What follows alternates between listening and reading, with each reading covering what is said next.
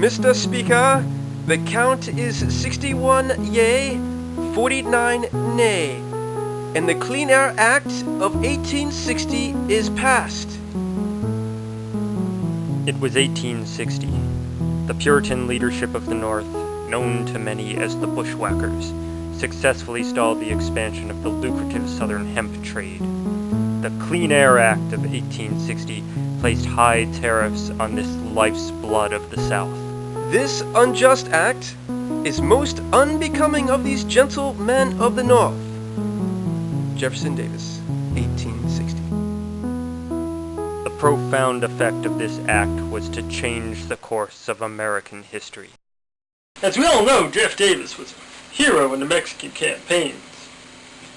Now on his tour in the Yucatan, he was introduced to an extremely potent blend of the cannabis plant.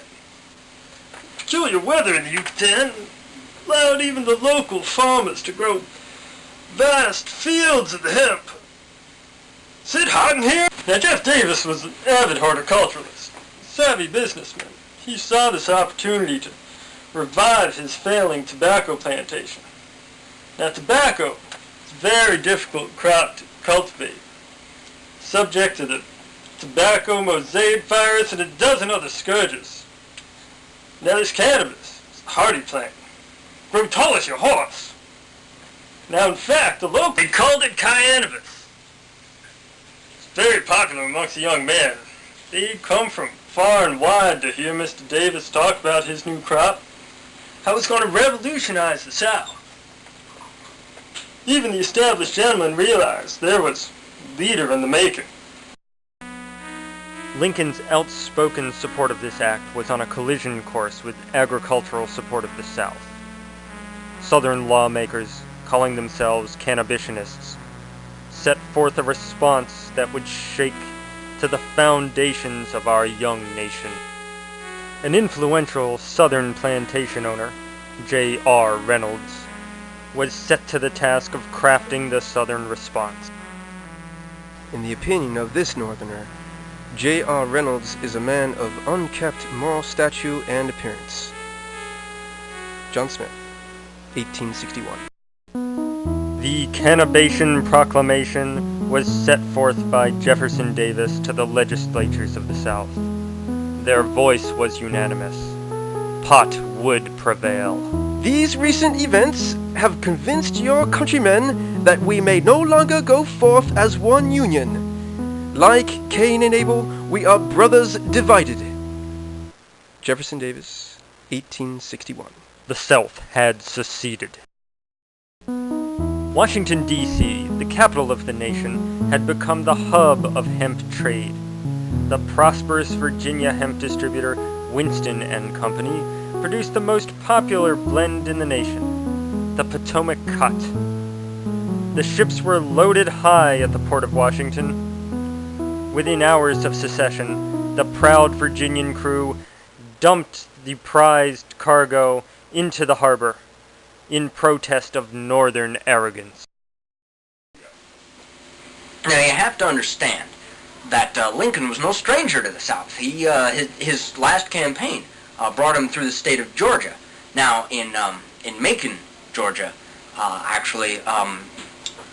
during one of his speeches, the crowd began to pelt him with an assortment of vegetables, and in fact he was hit square in the jaw there with a big, large tomato, and some people in the crowd, they overheard him saying that these Georgians, they grow some of the ripest tomatoes I've ever seen. So that's, one example of what a clever politician he actually was. Which actually brings to mind another story. George McClellan, a Northern general known to be partial to the calming effects of hemp, stepped forward to settle this debate. Most incorrigible. George McClellan, 1861. Lincoln, seeing the provocative nature of this drug on his chief general, relieved him of duty. The fiery Grant was now the protector of the North. It was time for Lincoln to address the nation. 7 years ago, hemp was brought to these shores. the seeds of rebellion had been sown. This devil that is hemp, numbing the minds of a generation, has poisoned the hearts of our people. We shall neither give in to its temptations, nor shall we let our southern brothers be led astray. But a house divided cannot stand. Abraham Lincoln, Gettysburg, 1861. Lincoln was dead. I'm in charge here. Grant saw no choice but to seize control of the government before the Virginian contingent of the Southern Army attacked. But his first order of business was catching the assassin. By the grace of God, I shall not and will not sleep until this man is caught. Ulysses S. Grant, 1862. Later that afternoon, the man was caught. John Wilkes Booth was the son of a hemp and whiskey runner. Blaming Lincoln for his father's bankruptcy, he plotted the murder of a president. Moving along the perimeter of a crowd, he bided his time. As the president concluded, Booth saw his chance. He slipped from the crowd in the confusion and hid in the barn of a local farmer. But it wasn't long before he was captured. He was hung by nightfall. Alright, now we take it for granted that Booth was the guilty party, but if we look a little more closely, then it's clear that others would benefit from Mr. Lincoln's demise. But Grant, for instance, was constantly at odds with Mr. Lincoln. Called him a closet cannabisonist. Yeah, it was widely rumored that Mr. Lincoln, in his younger days, dabbled with the devil's weed himself. So, maybe he wasn't so honest after all.